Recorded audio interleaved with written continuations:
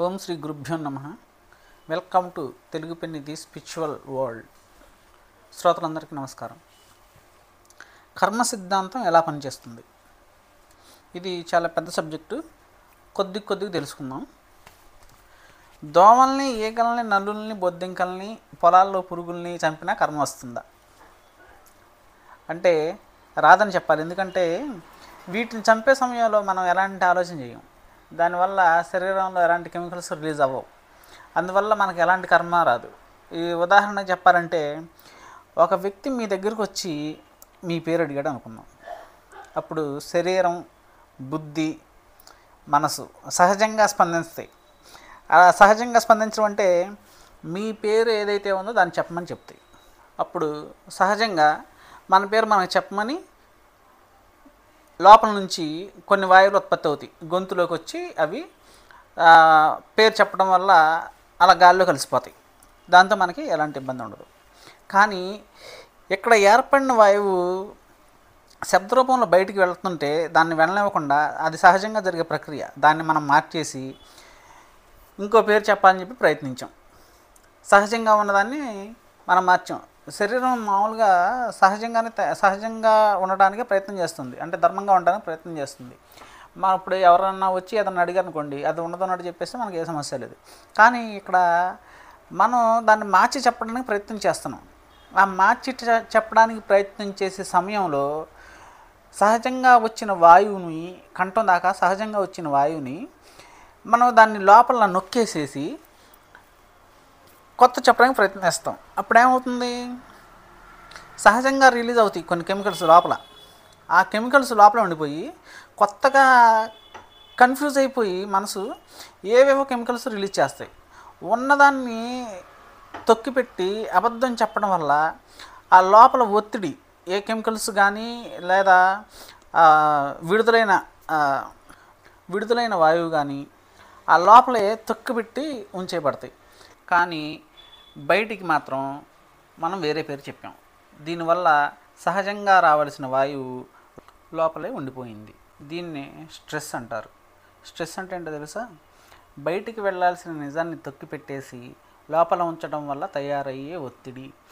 ఈ ఒత్తిడి వల్లే రకరకాల వ్యాధులు, రోగాలు వస్తున్నాయి. గుండె దడ, తెలియకుండా ఏదో ఒత్తిడి పెరిగిపోవడం లాంటి చర్యలు దీనివల్లే జరుగుతున్నాయి. ఇలాంటివి ఎప్పుడు బయటపడతాయి అంటే, సైకియాట్రిస్టుల దగ్గరికి వెళ్ళినప్పుడు వాళ్ళు అడగ్గా ఎప్పటికో చెప్దామా వద్దా అనే సంశయంతో, చెబితే ఏమవుతుందో, ఏమనుకుంటారో అనే సంశయంతో చెప్తారు. అప్పుడు బయటపడతాయి. అవి అన్నీ కూడా కొన్ని విషయాలు చెప్పుకోలేనివి ఉంటాయి. అంటే మనం ఆలోచించే విధానం చండాలంగా ఉండొచ్చు, లేదా దుర్మార్గ విషయాలు అయి ఉండొచ్చు. అవన్నీ చెబితే మరి ఎవరన్నా ఏమన్నా అనుకుంటారేమో అని భయం, వాటిని బయటికి చెప్పలేము. ఇలాంటి ఒత్తిళ్ళన్నీ మనసు మీద పడి ఒత్తిడి పెరిగిపోయి మానసిక వ్యాధులుగా, కెమికల్స్ వల్ల శారీరక వ్యాధులుగా తయారవుతున్నాయి. మనం మామూలుగా ఎప్పటికప్పుడు ఎలాగలాగా ఉన్న విషయాన్ని బయటికి చెప్పేసుకుంటే ఈ ఒత్తిడి అనేది మనకు ఉండదు. కానీ మనం ఏం చేస్తున్నాం? ఉన్న విషయాన్ని మనం చెప్పట్లేదు, ఏదో మార్చి చెప్పడానికి ప్రయత్నం చేస్తున్నాం. ఎదుటి వాళ్ళ మీద మనకు మంచి అభిప్రాయం లేకపోవడం వల్లనో, లేదంటే వాటితో మనం చెప్పేది ఏంటనో, ఇలాంటి రకరకాల కారణాల వల్ల మనం తప్పుడు నిర్ణయాలు తీసుకుంటున్నాం. తప్పుడు ఆలోచనలతో మనం మార్చి చేసేస్తున్నాం అన్ని పనులు కూడా. అది స్వార్థం అయి ఉండొచ్చు, తప్పుడు ఆలోచన అయి ఉండొచ్చు, లేదా ఎదుటి వ్యక్తి మీద మంచి అభిప్రాయం లేకపోయినా ఉండొచ్చు. ఇవన్నీ కూడా మన భావాలే, వాళ్ళ భావాలు కాదు సుమా. ఒత్తిడి పెరిగిపోయిన తర్వాత హాస్పిటల్స్కి వెళ్ళి అప్పుడు బయట పెడతాం అసలు విషయాన్ని. అప్పుడు దాకా లోపలే ఉంచుకుంటాం. ఇవన్నీ కూడా చెయ్యి దాటిపోయిన తర్వాత మనం బయట పెడతాం. ఇందులో భగవంతుడు నాకేదో చేశాడు, భగవంతుడు నా తలరాత రాశాడు అని చెప్పి అనుకుంటే, అసలు ఇక్కడ ఏ కోశానైనా సరే భగవంతుడికి సంబంధం ఉందా? ఆలోచించండి, మీకే తెలుస్తుంది. ఏ ఒక్కటైనా సరే భగవంతుడికి సంబంధం ఉందా? లేదు కదా. మనం చేసే కర్మలే మనకి తిరిగి వస్తాయి. మనం ఎంత పెద్ద తప్పు చేస్తామో అంత మనకి తిరిగి వస్తుంది తప్ప భగవంతుడు ఏమి చేయడు. కానీ భగవంతుడే మనకు సులకనగా దొరుకుతాడు. ప్రతిదీ భగవంతుడి మీదే నిందేస్తాం, భగవంతుడే చేశాడు అంటాం. నిజానికి మనం ఆలోచిస్తే ఈ విషయాలన్నీ తెలుస్తాయి. అందుకే పెద్దలు చెప్పేది ఏంటంటే, మీలోకి మీరు ప్రయాణం చేయండి, అప్పుడు నిజం తెలుస్తాయి. మీరు బయట ఎంత తిరిగినా ఏం చేసినా ఈ నిజాలు తెలియవు, ఎంతసేపు మనం ఎదుటి వ్యక్తుల మీద నిందలు వేయడానికి ప్రయత్నం చేస్తాం అండి. ఈ ఒత్తిడి పెరిగిన తర్వాత మనం గురువుల దగ్గరకో లేదా డాక్టర్ దగ్గరకో వెళ్ళినప్పుడు వాళ్ళు ప్రాణాయామం చేయమని కొంతమంది చెప్తారు. ఎందుకంటే లోపల ఒత్తిడి రూపంలో ఉంచిన గాలి ప్రాణాయామ సాధన వల్ల బయటకు పోతుంది.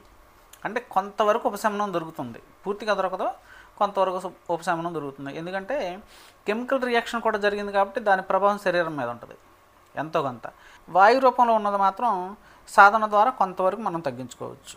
ఇవేవి కూడా భగవంతుడికి ఎటువంటి సంబంధం లేదు, కేవలం ఇవన్నీ మనం చేసుకున్నవి మాత్రమే. మన తలరాత ఎక్కడో ఏదో లోకంలో కూర్చున్న బ్రహ్మరాయుడు, మనమే రాసుకుంటాం. మనం చేసిన తప్పులే మనం అనుభవిస్తున్నాం తప్ప వేరేవేమీ లేవు. కొన్ని ఇక్కడ అనుభవిస్తాం, మరికొన్ని బ్యాలెన్స్ ఉంటాయి కదా, ఎంతో కొంత బ్యాలెన్స్ ఉంటుంది. ఆ బ్యాలెన్స్ అంతా కూడా మరు జన్మల్లో అనుభవించడానికి ఆయా కర్మలకు అనుగుణంగా జంతువులుగా పుట్టొచ్చు, పశుపక్షాదులుగా పుట్టొచ్చు, లేదా మనుషులుగా పుట్టి అనుభవించవచ్చు. మనుషులుగా పుట్టితే మాత్రం చాలా జాగ్రత్తగా ఉండాలి. జంతువులకి కర్మలు పెద్దగా అంటవు, ఎందుకంటే అవి ఆకలి కోసమో లేదంటే ఏదన్నా ఎవరన్నా ఎదురుదాడి చేస్తే అవి దాడి చేస్తాయి తప్ప సహజంగా అవేమీ కూడా మనలాగా ఆలోచించి నిర్ణయాలు తీసుకోవు.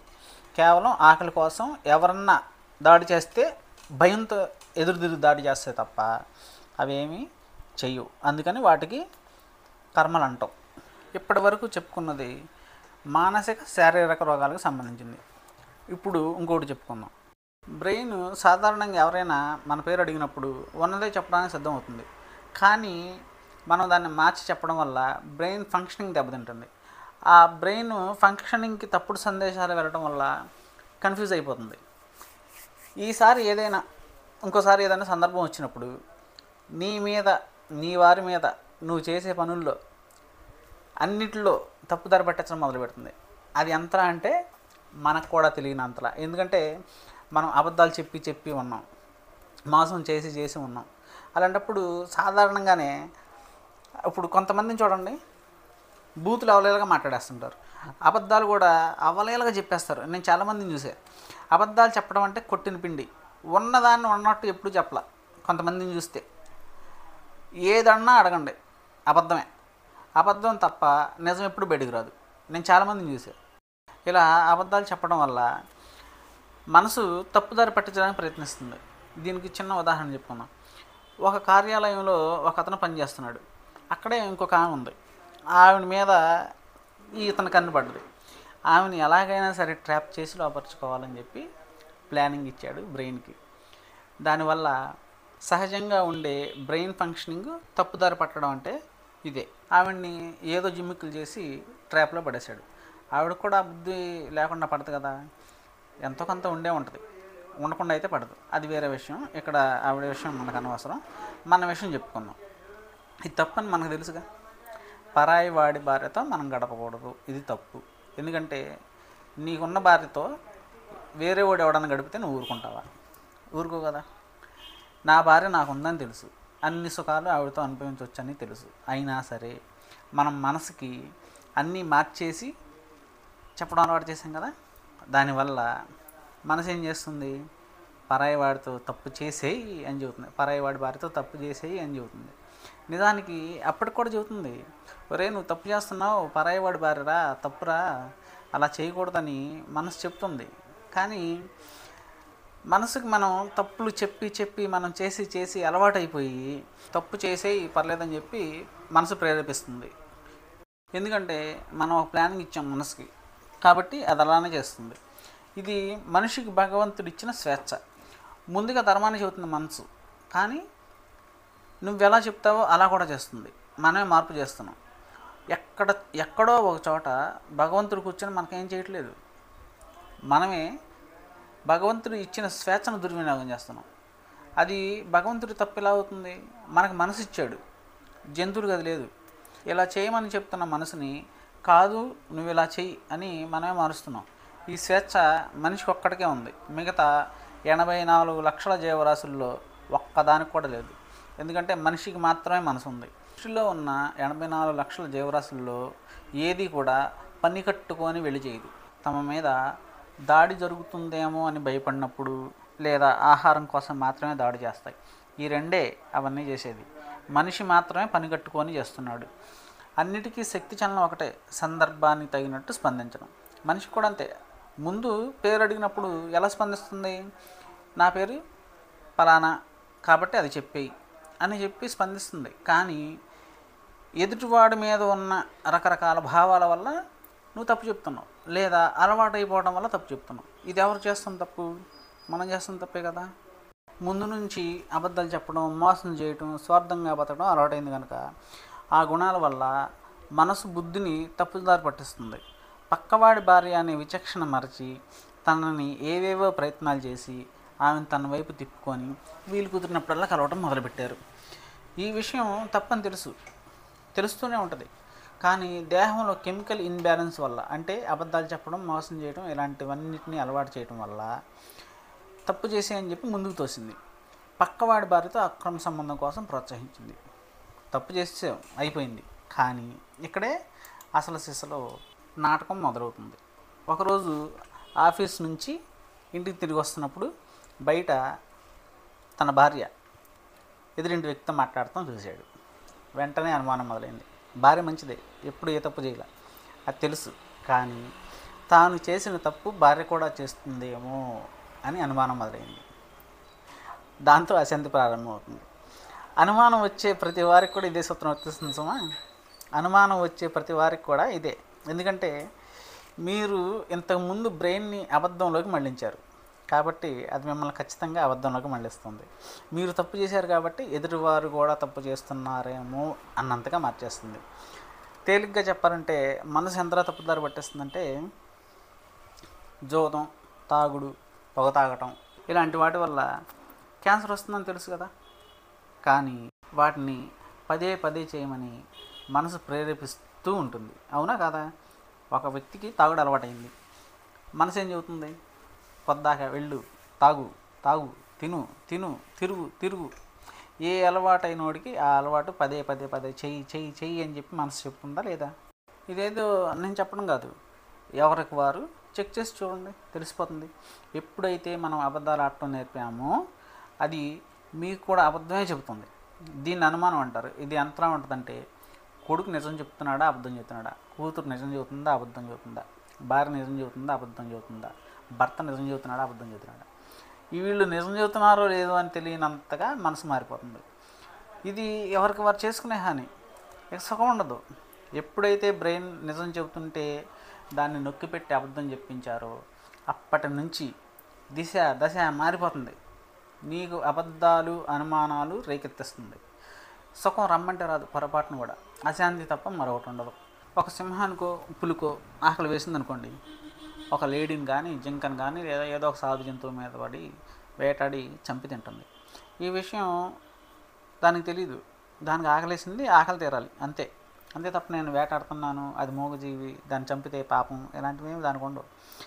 కేవలం దానికి ఆకలిస్తుంది కాబట్టి తినాలి, అంతే. దాని దృష్టి ఆకలి మీద ఉంది తప్ప అది అమాయక జీవి, ఇంకో జీవి, దాన్ని తినాలి, దాన్ని ఎలాగైనా సరే పట్టుకోవాలి, ప్రత్యేకంగా ప్రణాళికలు వేసుకొని చేయదు ఏది కూడా. ఆకలి తీరగానే చక్కగా ఏదో ఒకటి ప్లేస్ చూసుకొని పడుకొని రెస్ట్ తీసుకుంటుంది. మళ్ళీ ఆకలి వేస్తే మినహా ఏ జంతువు దాని పక్కకు వచ్చి పడుకున్నా అది ఏమీ చేయదు. దానికి అవసరం కూడా లేదు. దాని మనసులో ఎవరి మీద కోపం, ద్వేషం ఏమి ఉండదు. మనిషిలాగా అవసరం లేకపోయినా పంతం పట్టి కావాలని ప్రణాళికలు వేసి మరి అది ఏదీ చేయదు. అందుకని జంతువులకు కానీ లేదా పశుపక్షాదులకు కానీ కర్మలు అంటుకోవు. గీతలో భగవంతుడు కూడా ఇదే చెప్పాడు కదా, నిష్కామ కర్మ చెయ్యి, ఫలితం ఆలోచించుకో, ఏ ఫలితం వచ్చినా నీకు అంటదు, మొత్తం నేనే చూసుకుంటాను. కానీ నువ్వు ఏ పని చేసినా దాన్ని నిష్కామ కర్మగా చెయ్యి, అంటే ఫలితం ఆశించకుండా చెయ్యి. కానీ మనం ఏం చేస్తున్నాం? ఎవరెవరి మీదో ఊరికే పగలు, ప్రతీకారాలు, అనవసరంగా రాద్ధాంతం, రాగద్వేషాలు ఇవన్నీ పెంచేసుకొని ఎవరినో ఏదో చేయాలని నిరంతరం ఆ ప్రయత్నాలతో ఉంటాం. ఇది కావాలని చేసే ప్రయత్నం కదా. ఎందుకు ప్రతీకారాలు? ఇప్పుడు ఎవరో మనకేం చేయరు, కావాలని ఎవరో చేయరు. మనం ఏదన్నా చేస్తే దానికి రియాక్షన్గా వస్తుంది తప్ప ఏ ఒక్కరు మన మీద రియాక్షన్ అయినా చూసుకోండి, ఒకసారి వెనక్కి చెక్ చేసుకుంటే మీకు ఆ రియాక్షన్ ఎందుకు వచ్చిందనేది మీకు అర్థమవుతుంది. ఇది చూడకుండా మనం ఎవరో ఏదో చేస్తారని లేదా ఎవరో ఏదో చేస్తారేమో అనుకొని అన్నీ మన ఊహలే, మన భావనలే అన్నీ. వీటినన్నిటిని దృష్టిలో పెట్టుకొని వాళ్ళ మీద పగ పెంచేసుకొని, రాగద్వేషాలు పెంచుకొని, విపరీతమైన ప్రేమ పెంచుకొని ఏదో చెయ్యాలని నిరంతరం చేసే ప్రయత్నాలు ఉంటాం కదా, దానివల్ల వస్తున్న సమస్యలే ఇవన్నీ. ఇది కావాలని మనం చేసే ప్రయత్నం కనుక ఫలితం అనుకూలంగానో ప్రతికూలంగానో ఏదో ఒకటి వచ్చే తీరుతుంది. వాటితో పాటు కర్మ కూడా సృష్టి జరుగుతుంది. మనం ఏ పని చేసినా దాని కర్మ సృష్టి జరుగుతుంది. మనం ఒక విత్తనం వేసామనుకోండి, అది మొక్క వచ్చి తీరుతుంది. మనం ఎలాంటి విత్తనం వేస్తామో అలాంటి మొక్కే వస్తుంది.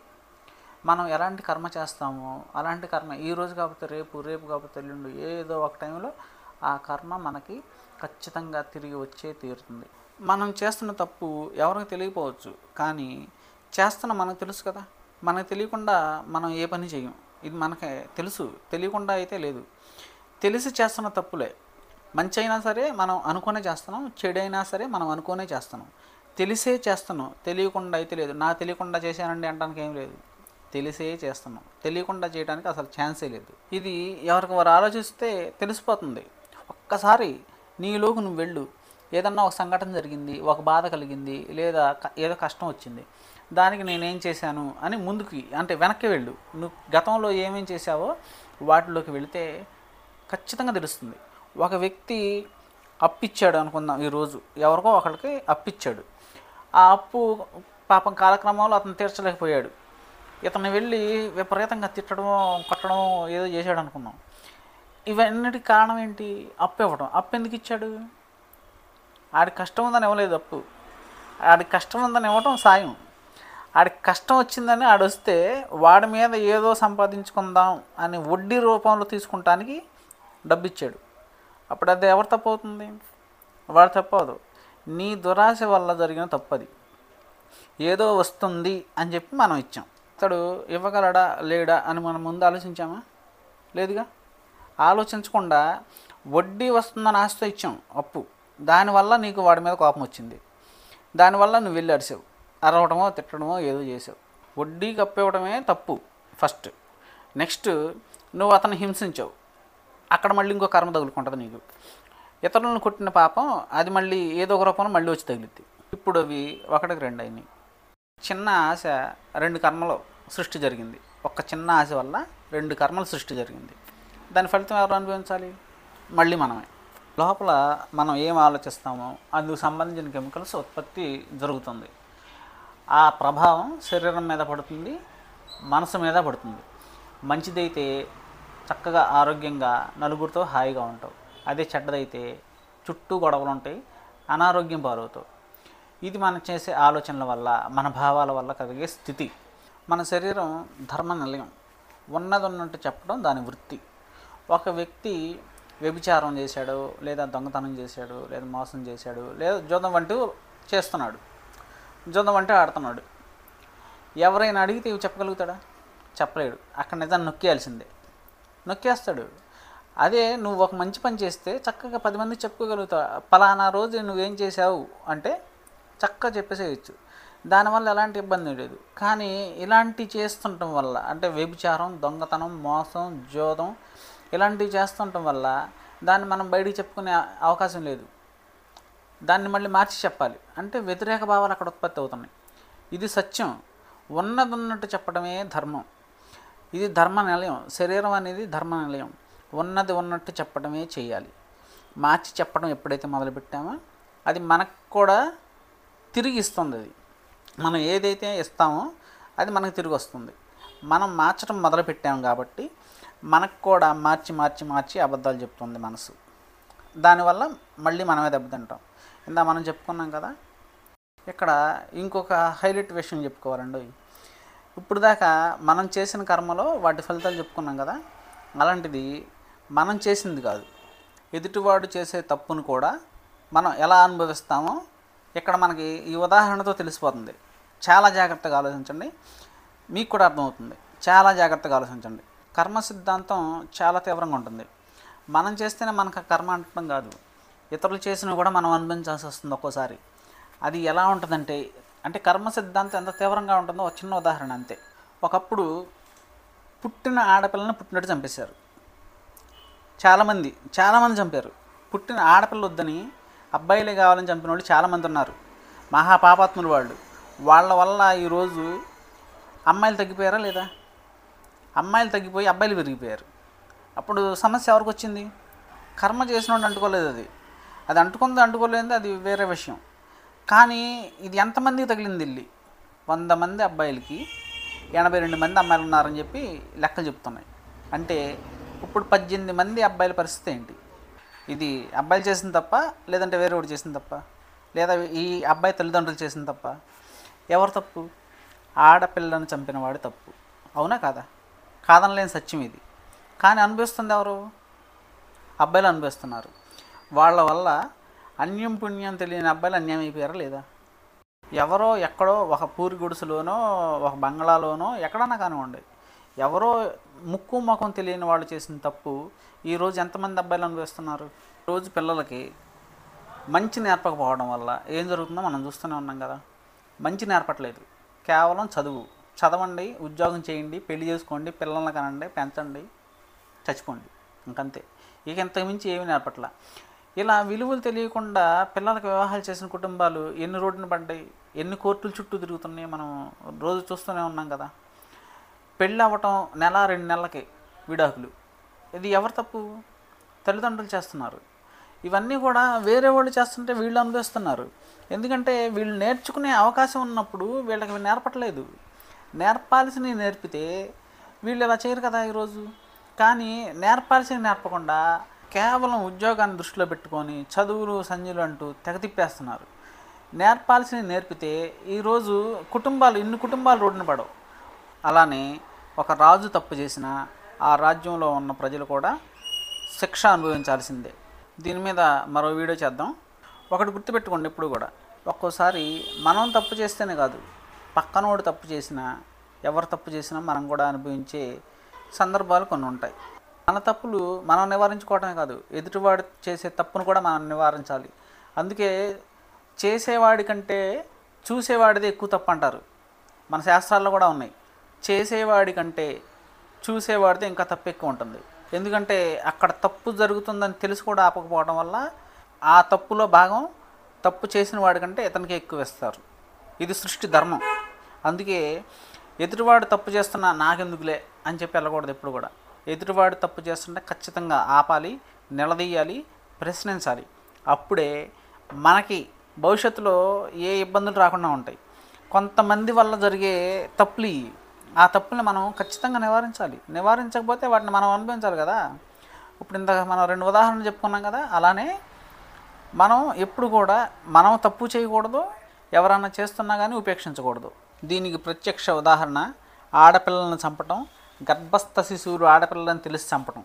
ఈరోజు ఎంతమందో అనుభవిస్తున్నారు, చూస్తున్నాం కదా. కొంతమంది రాజకీయ నాయకులు చేసిన తప్పులు కూడా మనం అనుభవిస్తున్న పరిస్థితులు కనిపిస్తున్నాయి కదా. కాబట్టి మనం తప్పు చేయకూడదు, ఎదుటివాడిని తప్పు చేయనివ్వకూడదు. తెలిసి కనుక చేయనిస్తే ఖచ్చితంగా ఆ పాపంలో ఎక్కువ భాగం మనకే వస్తుంది. కాబట్టి మంచిగా జీవించాలి, ఎదుటివాడు కూడా మంచిగా జీవించేలా మనం ప్రయత్నం చేయాలి. మరో వీడియోతో మళ్ళీ కలుసుకుందాం. ఈ వీడియో మీకు నచ్చినట్టయితే లైక్ చేయండి, షేర్ చేయండి, కామెంట్ చేయండి. జై శ్రీరామ్, జై హింద్. లోకా సమస్తాః సుఖినో భవంతు.